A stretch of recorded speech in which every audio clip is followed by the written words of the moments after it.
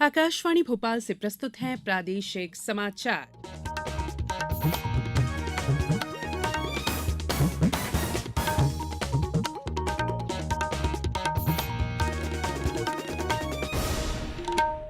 नमस्कार, समाचारों के साथ मैं संयुक्ता बैनर्जी। सबसे पहले इस बुलेटिन के मुख्य समाचार। प्रधानमंत्री नरेंद्र मोदी की मेक इन इंडिया अवधारणा को रूस के राष्ट्रपति ने माना। समान नागरिक संहिता के लिए हितधारकों के विचार जानेगी सांसदों की समिति। राज्य स्तरीय रोजगार दिवस कार्यक्रम का आयोजन आज खरगोन में मुख्यमंत्री करेंगे शुभारंभ। और एशियाई कबड्डी चैंपियनशिप में आज भारत का मुकाबला हांगकांग से। अब समाचार विस्तार से। रूसी राष्ट्रपति व्लादिमीर पुतिन ने कहा है कि प्रधानमंत्री नरेंद्र मोदी की मेक इन इंडिया अवधारणा का भारतीय अर्थव्यवस्था पर स्पष्ट प्रभाव पड़ा है। रूसी राज्य नियंत्रित अंतर्राष्ट्रीय समाचार टेलीविजन नेटवर्क की रिपोर्ट के अनुसार रूसी राष्ट्रपति ने रूस में घरेलू उत्पादों और ब्रांड को प्रोत्साहित करने के लिए भारत का उदाहरण दिया। हाल ही में नई दिल्ली में रूसी राजदूत डेनिस अलीपोव ने कहा है कि रूस भारत की विशिष्ट रणनीतिक साझेदारी ने ताकत दिखाई है और हमेशा की तरह मजबूत हो रही है। प्रधानमंत्री नरेंद्र मोदी के नेतृत्व में देश विश्व में सरताज बना है। उन्होंने श्योपुर जिले के क्यूनो में चीता प्रोजेक्ट की सौगात दी।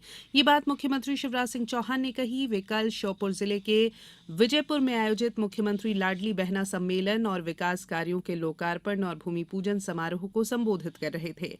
उन्होंने कहा कि श्योपुर जिले के निरंतर विकास के लिए हम कटिबद्ध हैं। आदिवासियों, किसानों और आमजनों की तरक्की के लिए प्रदेश सरकार कोई कोर कसर नहीं छोड़ेगी। मुख्यमंत्री शिवराज सिंह चौहान ने श्योपुर जिले के विकास के लिए 775 करोड़ रुपए की सौगात दी। इस राशि से चेटीखेड़ा सिंचाई परियोजना के साथ ही 2 सड़कों का निर्माण किया जाएगा। कार्यक्रम के दौरान मुख्यमंत्री श्री चौहान ने कहा कि मुख्यमंत्री लाडली बहना अभियान बहनों की जिंदगी को बेहतर बनाने का अभियान है।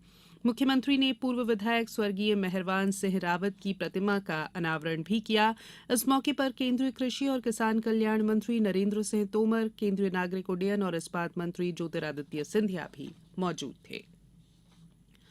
कार्मिक लोक शिकायत कानून और न्याय पर संसदीय स्थायी समिति ने कल समान नागरिक संहिता यूसीसी पर एक बैठक बुलाई। बैठक के दौरान समिति में कहा गया कि इसमें हितधारकों के विचारों को सुना जाएगा।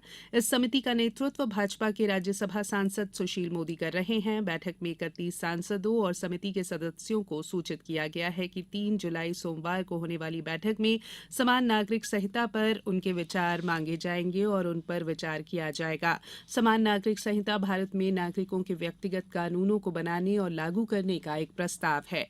ये सभी नागरिकों पर उनके धर्म, लिंग और यौन अभिविन्यास की परवाह किए बिना समान रूप से लागू होता है। वर्तमान में विभिन्न समुदायों के व्यक्तिगत कानून उनके धार्मिक ग्रंथों द्वारा शासित होते हैं। इसके अलावा 14 जून को भारत के विधि आयोग ने समान नागरिक संहिता की जांच के लिए जनता और मान्यता प्राप्त धार्मिक संगठनों से भी उनकी राय और विचार मांगे हैं। ये समाचार आप आकाशवाणी भोपाल से सुन रहे हैं। हमारे समाचारों को अब आप कभी भी और कहीं भी अपनी सुविधा के अनुसार सुन सकते हैं। ये समाचार बुलेटिन यूट्यूब, ट्विटर और फेसबुक पर AIR न्यूज भोपाल पेज पर सुने जा सकते हैं। इसके अलावा आप हमारी वेबसाइट newsonair.com पर या AIR न्यूज ऐप पर भी समाचार सुन सकते हैं। ब्रेक के बाद बुलेटिन में एक बार फिर आप सभी का स्वागत है। प्रधानमंत्री नरेंद्र मोदी कल शहडोल जिले में 1 दिवसीय प्रवास पर आ रहे हैं। वे यहां आदिवासियों से चर्चा करेंगे और कई कार्यक्रमों में शामिल होंगे। मुख्यमंत्री शिवराज सिंह चौहान आज खरगोन में राज्य स्तरीय रोजगार दिवस कार्यक्रम में 3,28,590 युवाओं को विभिन्न योजनाओं में 1,483 करोड़ 17 लाख के लोन उपलब्ध कराने की प्रतीकात्मक शुरुआत करेंगे। सचिव MSME पी नरहरि ने बताया कि राज्य स्तरीय कार्यक्रम के अलावा जिला मुख्यालयों में जिला स्तरीय रोजगार दिवस कार्यक्रम भी होगा। जिलों के कार्यक्रम में विभिन्न स्वरोजगार योजनाओं में जिले में लाभान्वित हितग्राहियों को जनप्रतिनिधि स्वीकृति पत्र वितरण करेंगे। 4 जिलों के हितग्राहियों से वर्चुअल संवाद का कार्यक्रम इस बार नहीं होगा। मुख्यमंत्री श्री चौहान की मंशानुरूप वर्ष 2021 से रोजगार दिवस कार्यक्रम प्रारंभ करके प्रत्येक माह 2 लाख से अधिक युवाओं को स्वरोजगार उपलब्ध करवाने के सतत प्रयास किए जा रहे हैं।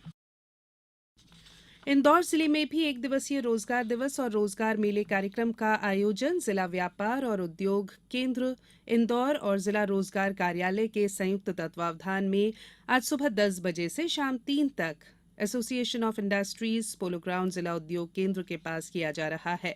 इसमें निजी क्षेत्र की कंपनियों द्वारा रोजगार के लिए पात्र युवाओं को 500 से अधिक पदों पर नियुक्तियां प्रदान की जाएगी। बात करेंगे मौसम की। दक्षिण पश्चिम का प्रभाव बढ़ने से प्रदेश में बारिश का दौर जारी है। पिछले 24 घंटे के दौरान कटनी जिले में अब तक कुल 203.8 मिलीमीटर औसत वर्षा दर्ज की गई है, जबकि बीते वर्ष इसी अवधि के दौरान 101.6 मिलीमीटर वर्षा दर्ज की गई थी। सतना जिले में 30.6 मिलीमीटर औसत वर्षा दर्ज की गई है। धार जिले में आकाशीय बिजली गिरने से 2 लोगों की मृत्यु हो गई और एक व्यक्ति घायल हो गया। मरने वालों में एक महिला शामिल है। शिवपुरी जिले में 2 दिन से लगातार बारिश का क्रम जारी है। इस अच्छी बारिश के चलते शिवपुरी के नदी नालों में उफान है। शहर के प्रमुख पर्यटन स्थल भदैया कुंड का झरना पूरे शबाब पर है। वहीं कोलारस थाना क्षेत्र के भड़ौदा गांव की सिंध नदी में पानी बढ़ने के कारण यहां पर नदी अपने रपटे के ऊपर से बहने लगी है। यहां पर पानी ऊपर से निकलने के बाद भी लोग जान जोखिम में डालकर यहां से निकलते दिख रहे हैं। सीहोर जिले में बीते 24 घंटे में अब तक 2.8 मिलीमीटर औसत वर्षा दर्ज की गई है। एशियाई कबड्डी चैंपियनशिप में आज भारत कोरिया गणराज्य के बुसान में फाइनल खेलने से पहले फाइनल लीग मैच में हांगकांग से भिड़ेगा। लीग चरण के समापन के बाद शीर्ष 2 टीमें फाइनल खेलेंगी। इससे पहले भारत ने कल ईरान पर 33-28 की मामूली जीत के साथ ही इस प्रतियोगिता के फाइनल में प्रवेश किया। टूर्नामेंट में भारत ने जापान को 62-17 से, कोरिया को 76-13 से हराया और चीनी ताइपे पर 53-19 से जीत दर्ज की। भारत ने अब तक खेले गए 8 एशियाई कबड्डी चैंपियनशिप संस्करणों में से 7 में जीत हासिल की है, जबकि ईरान ने एक बार 2003 में खिताब जीता था।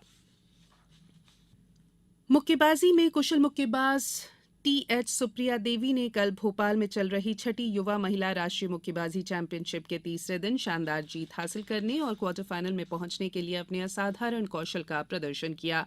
पंजाब की कुलदीप कौर का सामना करते हुए सुप्रिया 5-0 के सर्वसम्मत निर्णय से विजयी हुई। अब अंतिम 8 में उनका मुकाबला आंध्र प्रदेश की मेहरुन्निसा ए बेगम मोहम्मद से होगा।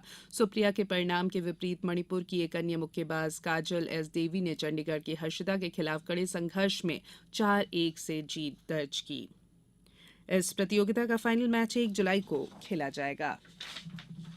अब कुछ समाचार संक्षेप में। जम्मू कश्मीर के उपराज्यपाल मनोज सिन्हा ने आज तड़के जम्मू के भगवती नगर के आधार शिविर से अमरनाथ यात्रियों का पहला जत्था रवाना किया। कड़ी सुरक्षा और सुरक्षा बलों के काफिले के बीच यात्रियों का पहला जत्था पूरे उत्साह के साथ कश्मीर घाटी से अमरनाथ जी की पवित्र गुफा के दर्शन के लिए रवाना हुआ। राज्य शासन ने जिला स्तर पर अधिकारियों कर्मचारियों के स्थानांतर की अवधि 7 जुलाई तक बढ़ा दी है। राज्य शासन ने पूर्व में जिला स्तर पर अधिकारियों कर्मचारियों के स्थानांतरण पर 30 जून की अवधि तक प्रतिबंध हटाया था। सूक्ष्म लघु और मध्यम उद्यम और विज्ञान प्रौद्योगिकी और सिवनी जिले के प्रभारी मंत्री ओम प्रकाश सकलेचा ने विगत दिवस लखनादौन में भारी वर्षा से हुए मकानों की क्षति और पशुहानि के संबंध में जिला कलेक्टर को तत्काल सर्वे कर प्रभावितों को सहायता देने के निर्देश दिए हैं। और खंडवा जिले में गुरु पूर्णिमा के अवसर पर दादा धुनी वाले धाम पर विशेष समारोह का आयोजन किया जाएगा। बुलेटिन में फिलहाल इतना ही। इजाजत दीजिए। नमस्कार।